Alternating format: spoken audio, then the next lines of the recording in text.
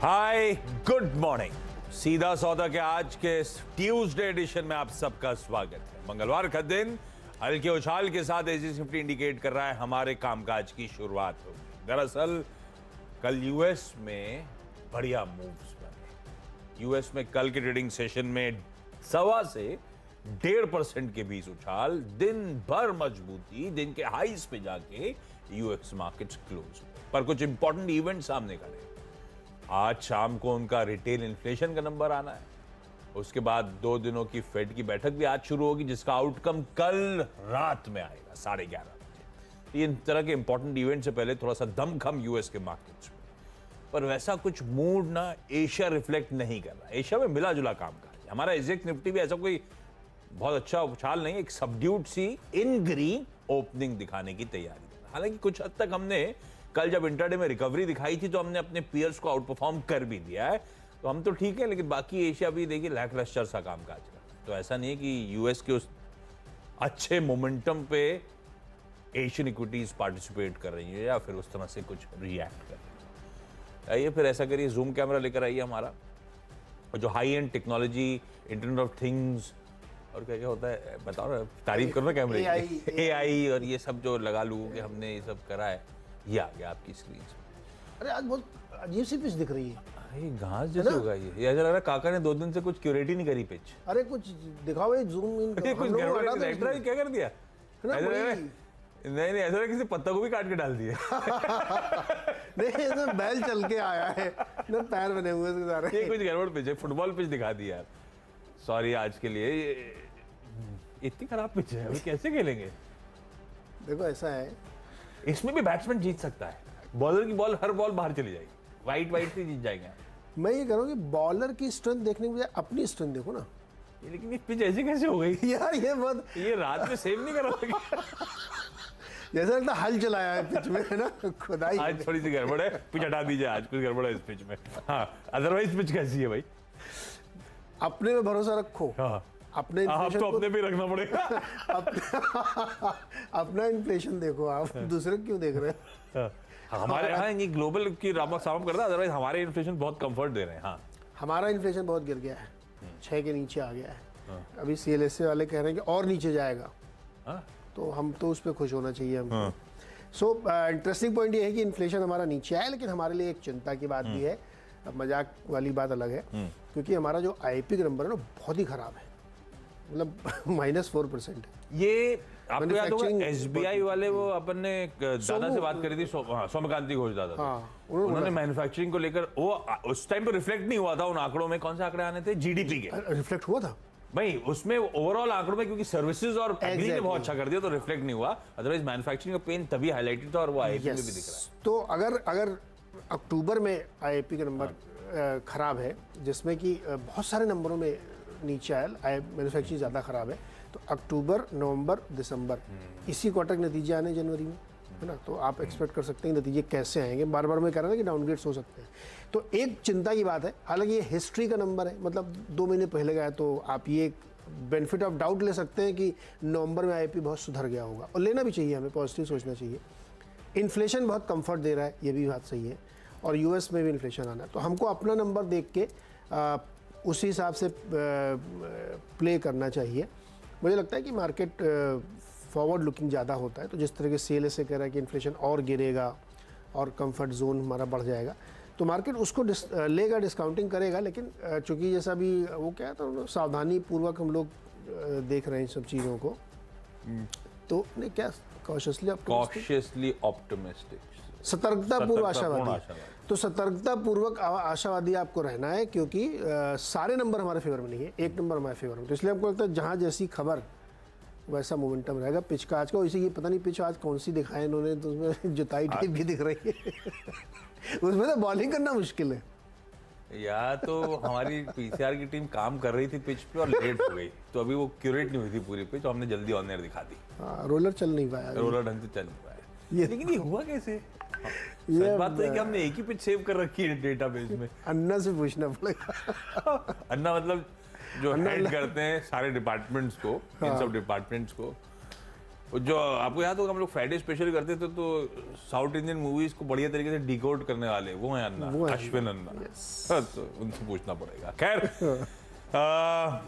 Teams शुरुआत मैंने तो अपना मिला जुला रुझान रखा हुआ है। पिच खराब बुरी जैसी भी, क्योंकि अभी अनसर्टेन एनवायरनमेंट है काफी ज्यादा, तो पिच पे बड़ा भरोसा नहीं करके स्टॉक स्पेसिफिक डेवलपमेंट्स पे भरोसा कर रहा हूँ। मारुति सुजुकी पहला, मैंने 2 ऑटो स्टॉक्स के साथ शुरुआत करी है। उसमें मारुति को रखा है क्योंकि बढ़िया कंसोलिडेट कर रहा है मारुति, लग रहा है थोड़ा सा मोमेंटम की तैयारी हो रही है कल, और खबर भी मिली मुझे, हालांकि खबर तो ठीक अच्छी खबर ही है, इसमें कोई दिक्कत तो है नहीं। इन्होंने कल Wagon R flex fuel prototype model showcase करा दिल्ली में। भारत की पहली mass segment flex fuel car होगी जो डिजाइन करी गई है कि किसी भी इथेनॉल पेट्रोल के ब्लेंड पर चल सके। इथेनॉल पेट्रोल की किसी भी ब्लेंड मतलब 20% से लेकर 85% फ्यूल्स की ब्लेंडिंग रिवर्स कर लो आप, तो भी ये गाड़ी चलेगी। तो ठीक है। और नितिन गडकरी साहब किस तरह से फ्लेक्स फ्यूल को लेकर एग्रेसिव है, उन्होंने कई बार मेंशन भी कर रखा है। और मारुति मतलब हिंदी में बताओ ना इसका क्या मतलब हुआ? मतलब ये पेट्रोल से भी चलेगी, डीजल से भी चलेगी, नहीं, CNG डीजल से भी ऐसा? Flex fuel is basically flexible fuel. Okay. अभी तक हिंदुस्तान में जो गाड़ियां चलती थी उसमें हमारे लिए ब्लेंडिंग के लिए इथेनॉल की 10 से एट मैक्स 20% तक ब्लेंडिंग कर सकते हैं। उसके बियॉन्ड इंजन प्रॉब्लम करेंगे क्योंकि they are designed for diesel या पेट्रोल, है ना। तो इथेनॉल के लिए डिजाइन नहीं है। फ्लेक्सिबल फ्यूल्स में बेसिकली क्या होगा, जो आप फ्यूल में इथेनॉल का कंपोनेंट है बढ़ा के चाहो तो 85% इथेनॉल एंड 15% पेट्रोल, तो इट्स बेसिकली फ्लेक्सिबल। तो आप इधर फ्यूल्स में प्रोपोर्शन में आप ब्लेंडिंग, आप पेट्रोल पंप में आप सिर्फ 20% की ब्लेंडिंग हो सकती है। पर नितिन गडकरी साहब ने कहा था कि फ्लेक्सिबल फ्यूल की तरफ बढ़ेंगे, इथेनॉल का हम बढ़ाना चाहते हैं चलन, हमें इंपोर्ट निर्भरता रिड्यूस करनी है, डिपेंडेंस रिड्यूस करनी है। तो हम इथेनॉल तो वैसे ही खूब सारे सरकार ने रोल आउट करे प्लांट्स वगैरह, आपने याद होगा। तो अब वो बेसिकली कोशिश ये हो रही है कि कार ऐसी कार्स के थ्रू, फ्लेक्सिबल फ्यूल्स कार के थ्रू हम इथेनॉल की ब्लेंडिंग और बढ़ा दें। तो ये कार्स बेसिकली 85% तक इथेनॉल की ब्लेंड होगी गाड़ी तो भी चलेगी, तो इंजन कैपेबल है। तो अच्छी चीज तो है। खैर ये हो गई मारुति सुजुकी। दूसरा रख दिया मैंने टाटा मोटर्स। टाटा मोटर्स के लिए भी अच्छी खबर है। टाटा मोटर्स ने इस कंपनी के बोर्ड ने पार्शियल डाइवेस्टमेंट को, यानी कि अपनी कुछ हिस्सेदारी बेचने को मंजूरी दी है। इनकी एक सब्सिडरी है टाटा टेक्नोलॉजीज, उसका आईपीओ आएगा। टाटा ग्रुप की तरफ से 18 साल बाद अब पहला आईपीओ आने की तैयारी, अभी अप्रूवल आया है। It's a long drawn process, ये ध्यान रखिएगा। पर आज सेंटिमेंटल किकर के तौर पे, और टाटा मोटर्स बढ़िया कंसोलिडेट भी कर रहा है। दोनों मारुति और टाटा मोटर्स अलग अलग न्यूज स्पेक से चलते हैं, लेकिन आज बेसिक मन था कि ऑटोज में कुछ अच्छी स्टॉक्स हाईलाइट कर दी जाए अप फ्रंट। भारत फोर्ज फिर ऑटो के साथ उतरा तो ऑटो एंसिलरी पे उतर गया। लॉजिक कह रहा ऑटो एंसिलरी पे उतरने का नहीं था। भारत फोर्ज, कल ही हम लोग एक रिपोर्ट पे चर्चा कर रहे थे कि इन्होंने एनालिस्ट मीट करी थी जिसमें ये फ्यूचर टेक्नोलॉजीज पे बेट करना चाहते हैं, अपने कोर कोर के बियॉन्ड जाने की तैयारी। तो अब से न्यू एज टेक्नोलॉजीज, ईवी उस तरफ भारत फोर्ज डिफेंस की तरफ ज्यादा मूव करेगा। खैर आज दरअसल हैदराबाद में एक सेरेमनी रखी, एक रोल आउट सेरेमनी है। MRSAM जो है medium range surface to air missile, उसके लिए हैदराबाद में एक सेरेमनी है, उसका लॉन्च करती हुई नजर आई। जो डिफेंस की बात करी थी बाबा कल्याणी ने वो एनालिस्ट मीट में, इस तरफ ये कदम बढ़ रहे हैं धीरे धीरे। तो भारत फोर्ज को भी इन ग्रीन लेके चल रहा हूं आज की ट्रेडिंग सेशन में। तो ऑटो एंक के तड़के के साथ बढ़ रहा हूं। हाँ, ये तो भारत फोर्ज जैसे मैं भी लेना चाह रहा था, लेकिन आपने ले लिया। खैर कोई बात नहीं, बढ़िया। हाँ, मैंने बाद में रियलाइज किया कि इनकी टीम में भी था, मैंने हाथ जोड़े, मैंने कहा कहाँ लगवा रहे हो, कुछ और ढूंढ लो। आप मैं भारत फोर्ज रख रहा हूँ। तो मैंने ढूंढा कोल इंडिया ढूंढा मैंने। कोल इंडिया में देखो एक खबर आई कल इनके चेयरमैन के हवाले से। इन्होंने ये कहा है कि स्पॉट ऑक्शंस ये बढ़ाएंगे अपने कोयले के। क्यों बढ़ा पाएंगे ये? क्योंकि इनके पास बहुत मात्रा में कोयला उपलब्ध है, खूब सारा इन्होंने आउटपुट बढ़ा लिया था, खुदाई खूब कर ली थी, तो उसकी वजह से ये स्पॉट ऑक्शन पे जा पाएंगे। एक तो तक इनके तमाम अलग अलग कॉन्ट्रैक्ट होते हैं तो उसके थ्रू देते हैं, एक ये अपना माल जाकर ऑक्शन में बेचते हैं। तो ऑक्शन में बेचने से इनको बहुत फ़ायदा होता है, मार्जिन ज़्यादा मिलता है इनको, ऊँची कीमत पर बेच लेते हैं। तो ये इस बार बेचेंगे। और अब चूंकि धीरे धीरे हम लोग गर्मी की तरफ बढ़ रहे हैं, तो आपने देखा होगा पिछले 2-3 दिनों खूब खबरें छप रही हैं कि पीक आवर के लिए भी हम तैयारी कर रहे हैं, कोयले की कमी नहीं होगी, ये होगा वो होगा। तो उसके संदर्भ में ही ये बात कही गई है। तो तमाम इंटरनेशनल मीडिया इसको ये छाप रहे हैं कि इनको ये है इससे काफ़ी फ़ायदा हो सकता है और सीधे सीधे वो प्रॉफिट में जुड़ता है। तो इसलिए मुझे लगता है कि कोल इंडिया को ध्यान में यहाँ पे रखना चाहिए।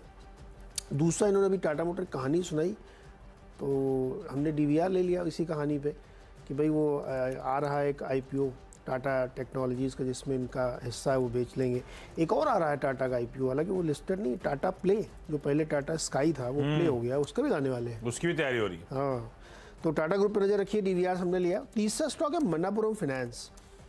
आज सुबह एक खबर छपी इकोनॉमिक टाइम्स में, मन्नापुरम फाइनेंस और गोल्ड मुथूट फाइनेंस के लिए ये कह रहे हैं कि गोल्ड लोन जो है इसमें काफ़ी बड़ी तेज़ी आई है, और जो नॉन बैंक वाले गोल्ड लोन कंपनीज हैं जैसे मन्नापुरम और मुथूट, ये इसलिए कह रहे हैं कि जो एवरेज टिकट साइज़ था वो अब 50,000 से बढ़ के 69,000 हो गया, यानी खूब लोन जा रहा है इसमें, जो 2 महीने पहले तक बड़ा ठंडा पड़ा हुआ था मार्केट।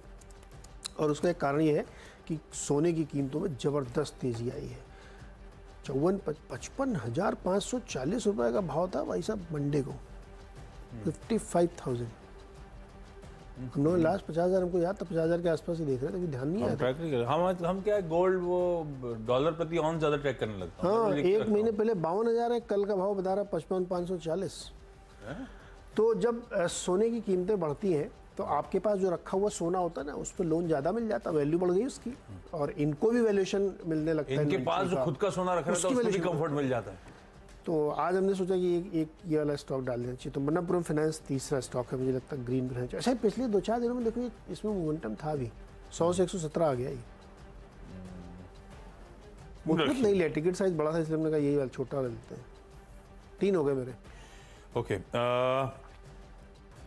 3 के अलावा मैंने एक तो KEC इंटरनेशनल रखा है, प्योरली ऑर्डर बैक करने की खबर पे। इस कंपनी ने कल अनाउंस किया कि 1349 करोड़ रुपीस के कुल ऑर्डर्स ऑफ लेट इन्होंने बैक करे। सारे सेगमेंट में ऑपरेट करती है, कोई सिविल में, कोई केबल्स का सेगमेंट, कोई ट्रांसमिशन डिस्ट्रीब्यूशन का, सब में डिटेलिंग के साथ मेंशन जो ऑर्डर्स इसने बैक करें। अच्छे ऑर्डर्स बैक करते हुए, और एक और चीज अपडेट दे देता हूं आपको, ईयर टिल डेट ये ऑर्डर बुक जो है सरपास कर गई है 13,000 करोड़, साल दर साल 20% के आसपास की ग्रोथ। तो बड़ी ऑर्डर बैक कर रहा है KEC इन ग्रीन। दूसरा जिसने ऑर्डर बैक करने की न्यूज दी कल, वो था BGR एनर्जी सिस्टम्स। इन्होंने कहा इंडियन ऑयल कॉर्पोरेशन जो पानीपत रिफाइनरी कॉम्प्लेक्स है उसमें कंस्ट्रक्शन के लिए, सिविल और स्ट्रक्चरल वर्क से कंस्ट्रक्शन के लिए इनको अपॉइंट किया गया है। तो दरअसल क्वांटम है 330 करोड़ रुपए का। ये क्वांटम मतलब कॉन्ट्रैक्ट वैल्यू जो है 330 करोड़ रुपए की है, जो अगले 18 महीनों में इस कॉन्ट्रैक्ट को कंप्लीट करना है। BGR एनर्जी सिस्टम्स को मैं ग्रीन लेके चल रहा हूं, और एक स्टॉक को रेड ले रहा हूं, हालांकि ये बहुत तगड़े मोमेंटम में, तो आप लोग वॉच आउट करिएगा। अगेंस्ट द टाइड बात कर रहा हूं मैं। PSP प्रोजेक्ट्स बहुत अच्छा मूव बना, कल भी तेजी हुई, और तेजी में हुआ क्या, प्रमोटर एंटिटी ने एक शिल्पा बेन करके, पटेल करके एक प्रमोटर एंटिटी 10 लाख शेयर्स कल के उस उछाल में बेचे गए, तो इसीलिए सिर्फ इसको रेड मेंशन करो। पर ये देखिए कल भी कितनी तेजी थी, और अगर थोड़ा सा चार्ट लंबा वाला दिखा देते डायरेक्टर साहब 3 महीने का, तो देखिए किस तरह की ताबड़तोड़ तेजी, पर उस ताबड़तोड़ तेजी में प्रमोटर्स ने पार्शियल एग्जिट किया। आज अगले 3 स्टॉक PNB, बॉब और साउथ इंडियन बैंक। तीनों हमने बैंक इसलिए लेकिन थोड़ा इन्फ्लेशन ईज हुआ है और बैंकों में बड़ी तेज़ी बनी हुई है, तो छोटे वाले बैंकों में अच्छी तेज़ी है। PNB वगैरह के टारगेट काफ़ी ऊंचे के बना दिए हैं, तो इसके पीछे ये लॉजिक है। तो ये तीनों में ध्यान दिया जा सकता है। आज देखते कैसा मोमेंटम होता है। 6 मेरे ही पूरे हो गए, चलो क्विकली एक ब्रेक ले लेते हैं। ये बड़ी जल्दी हो गया आपकी, पहले ही बता दीजिए ज़्यादा क्या। नहीं, पहले 3 बताया था, अभी 3 बताया। PNB, Bob, south Indian bank, 6 पूरे। छोटा सा ब्रेक, ब्रेक के बाद अगले 4 स्टॉक्स।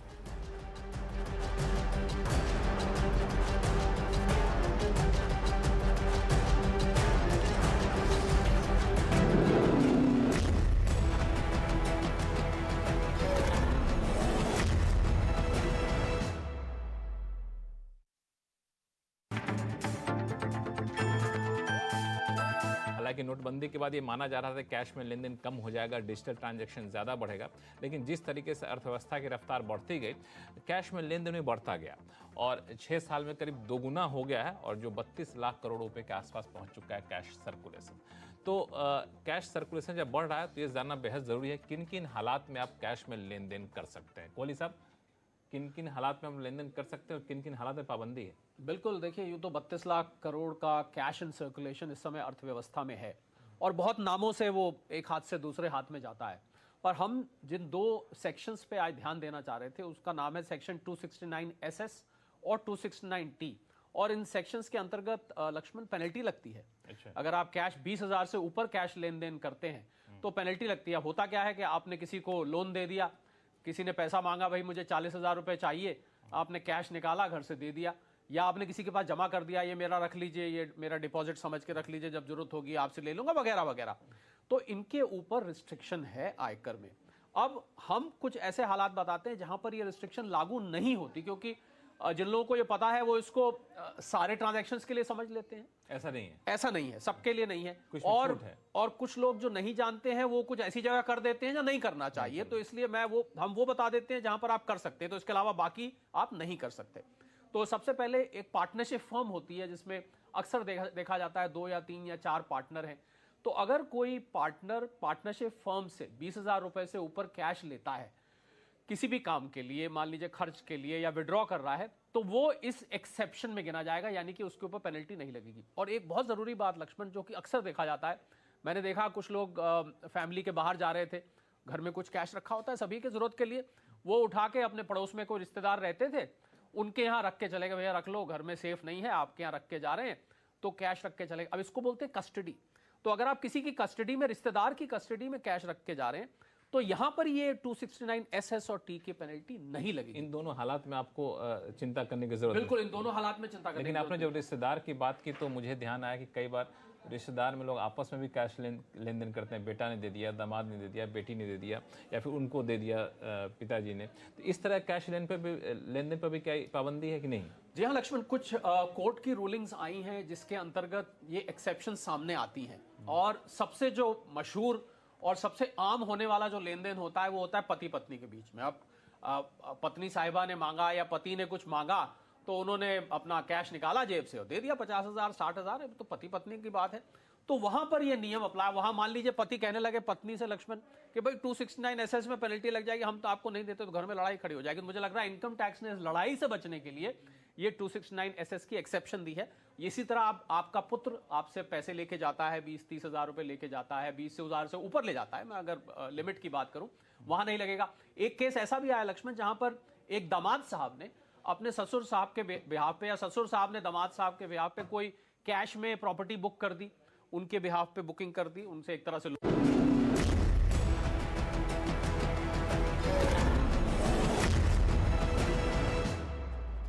स्वागत एक बार फिर से आपका। और अब अगले 4 स्टॉक्स आपको बताता हूँ। 2 एक तरीके के हैं, इसलिए एक तरीके से श्याम मेटेलिक्स और सन फ्लैग आयरन। इसमें एक खबर एक और ईटी में छपी हुई है कि जो स्टील स्पेशलिटी स्टील बनाने वाली कंपनी है उनके लिए एक PLI स्कीम जो बनाई गई थी, उसमें मंजूरी जो मिली है उसमें टॉप 5 तो वो है ही है, JSW, सेल, टाटा और ये सब। जो उसके नीचे वाली कंपनी है उसमें सन फ्लैग आयरन, श्याम मेटेलिक्स का नाम है, और कई सारी और कंपनीज हैं, इसमें से हमने 2 ये लिए हैं और ये चुन ली गई हैं, तो इससे इनको फ़ायदा हो सकता है।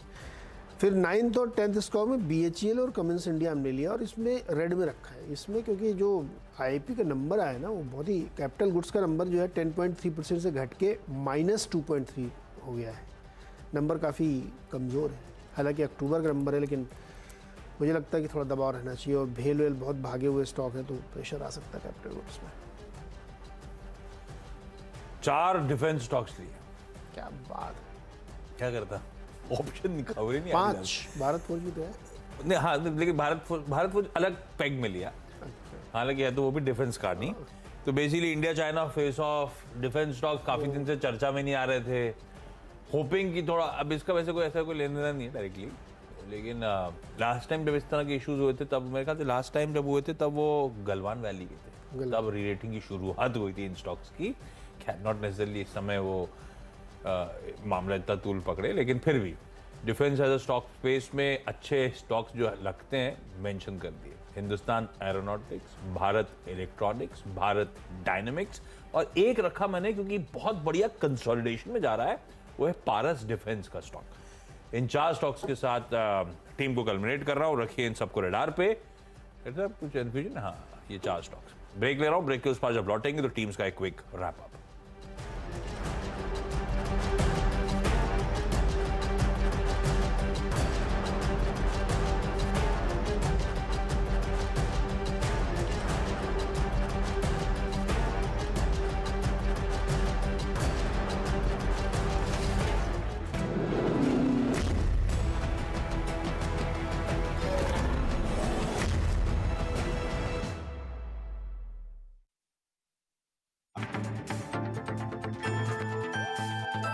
एक मुद्दा जिस पर अक्सर सवाल आते रहते हैं वो होता है कि आमदनी आपकी नहीं है फिर भी आपकी आमदनी में जुड़ जाती है दूसरे की आमदनी, जिसको क्लबिंग के नियम हम लोग कहते हैं। तो मेरे 2 सवाल हैं इसमें। पहला, किन किन हालात में क्लबिंग के नियम लागू होते हैं और इससे बचने का कोई तरीका है क्या? सेक्शन 64 है लक्ष्मण, क्लबिंग से संबंधित। आपने बिल्कुल ठीक कहा, इनकम आपकी नहीं है जब आप किसी को गिफ्ट करते हैं, और ये 3 रिश्ते नाते ऐसे हैं जहां पर क्लबिंग अप्लाई होती है, पति पत्नी के बीच, और ससुर साहब और उनकी बहुरानी के बीच, जिसको father in law daughter in law हम कहेंगे, और माइनर चाइल्ड और पेरेंट के बीच। अगर आपने इन 3 जगह में अपने एसेट्स या अपने कैश या आपने को गिफ्ट किया है तो उससे जो आमदनी होगी वो आपकी आमदनी में जाके जुड़ जाएगी, इन 3 रिश्ते। अब इसमें जो बारीकियां हैं वो बहुत सारे लोग नहीं जानते हैं। पहली बारीकी है कि अगर मान लीजिए आपने पति ने एक, और मैं एक्चुअल केस देके बता देता हूं, कोई पति साहब ने अपनी पत्नी साहिबा को 2 लाख रुपए का एक हार गिफ्ट किया। अब अगले दिन उन्होंने क्या किया, वो जाके उसको ज्वेलर के यहाँ इनकैश कराई, चुपचाप करा, बताया नहीं, और उसकी बैंक में एफडी कर दी।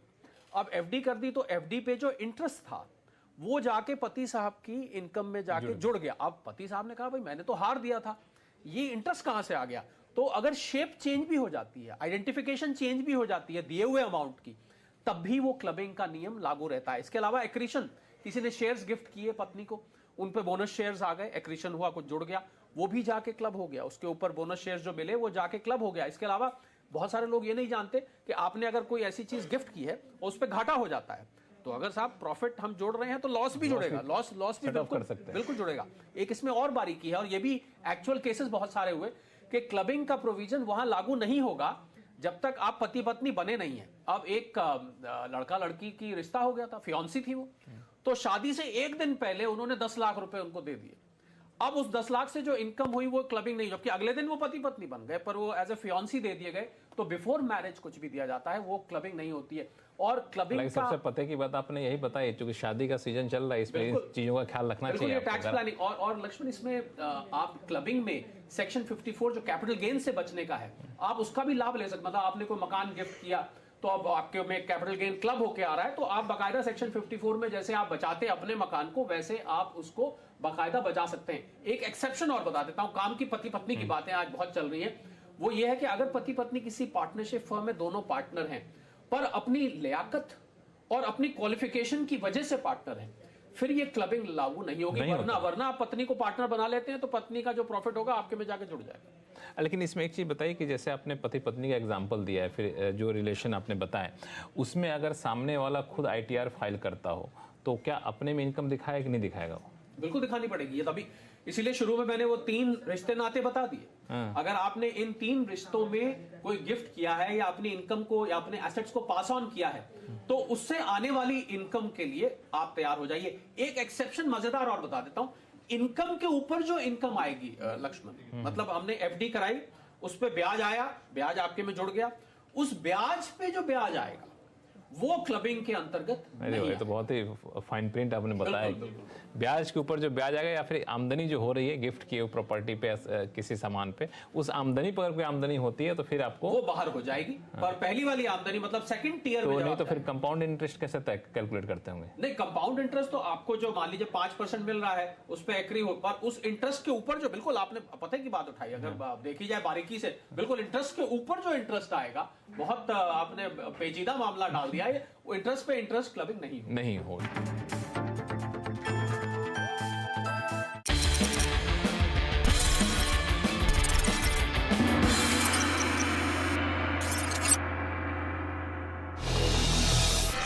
लाइफ परफेक्ट हो या ना हो, लेकिन आपकी फोटोज परफेक्ट होनी चाहिए।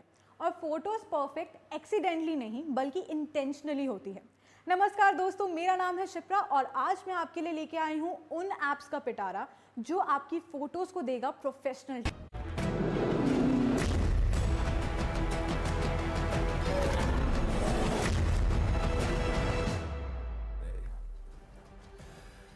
चलिए, ब्रेक के बाद आपका स्वागत है। मेरी 10 की सीधा सौदा की टीम आप लोगों की स्क्रीन्स पर आएगी। मारुति एक फ्लेक्स फ्यूल कार जो कल अनवेल करी, टाटा मोटर्स अपनी सब्सिडरी के आईपीओ लाने की तैयारी, भारत फोर्ज एक रोल आउट करेगा हैदराबाद में डिफेंस स्पेस, केईसी इंटरनेशनल और बीजीआई एनर्जी ने ऑर्डर्स बैक करे, पीएसपी के कल प्रमोटर्स ने 10 लाख शेयर्स बेचे और बाद में सारे डिफेंस स्टॉक्स जो अट्रैक्टिवली प्लेस्ड हैं इस समय और खबरें सपोर्टिव है। देखते हैं एक्शन पिकअप होता है या नहीं। स्क्रीन पे रखिएगा ऐड करके। चलिए फटाफट इसमें डालते हैं। कोल इंडिया पहला स्टॉक और कंपनी ने कहा है कि वो ओपन ऑक्शन में ज़्यादा जाएंगे तो उससे इनको ज़्यादा गेन्स हो सकते हैं क्योंकि प्राइसिंग अच्छी होती है। टाटा मोटर्स डीवीआर अभी टाटा मोटर्स जो उनकी टाटा टेक्नोलॉजी उसके आईपीओ में एग्जिट लेगा।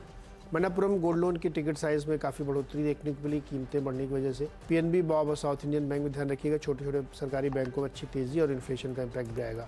श्याम मेटालिक सनफ्लैग आयरन इसलिए क्योंकि पीएलआई स्कीम में इनका भी सिलेक्शन हुआ है।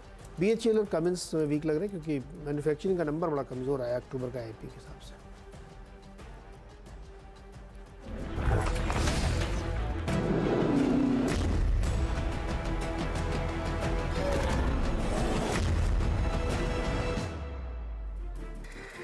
चलिए मुनाफे की तैयारी की ओर हम लोग बढ़ते हैं और बढ़िया दिन है आज मंगलवार और हमारे भारतीय क्यूज बहुत अच्छे। इन्फ्लेशन 6% से नीचे गिर गया है और अमेरिका बाजार में ज़बरदस्त तेज़ी है। देखेंगे शाम को उनका भी नंबर आएगा इन्फ्लेशन का, और गिर के ही आने की संभावना है। तो मुझे लगता है कि आज का ट्रेडिंग सेशन बड़ा इंपॉर्टेंट ये इसलिए भी होगा क्योंकि इन्फ्लेशन का नंबर उनका, उसके बाद कल फिर हम लोग उस जोन में जाएंगे जब फेड साहब की हम लोग कमेंट्री सुनेंगे। कैसा मूड है आपका? ये फेड साहब क्यों? पावेल साहब ठीक है, फेड साहब क्यों? देखो फेड और पावेल में कोई मतलब बराबर अलग थोड़ी है, दोनों एक ही हैं। फेड ने फैसला लिया मतलब पावेल साहब ने लिया, पावेल साहब ने फैसला लिया मतलब फेड ने फैसला लिया, इसलिए फेड साहब पावेल साहब एक ही है। आज आपने 20 स्टॉक बताए। Yes. आपकी टीम में 10 थे। तमाम न्यूज पैक्स आपने लिए, आपने जिलेट क्यों नहीं बताया? एक्चुअली जिलेट को इस बात तो सही फायदा हो सकता था जिलेट को, ये मेरे दिमाग से फुल फ्रेम में मेरे को दिखाइए आप, फुल फ्रेम में। हाँ, जिलेट का स्टॉक भी दिखाओ भैया। हो सकता कल ही चल गया। ना नहीं चल रहा, नहीं चल रहा है ना। हाँ, कल टिकट मिला नहीं, देखिए आप आज लैक लस्टर ट्रेड हो रहा था। अभी नर्वसनेस थी, पता नहीं था कि इवेंट का आउटकम क्या होगा। तो ज्यादा फायदा है आज। बढ़िया तेजी बनेगी जिलेट में आज।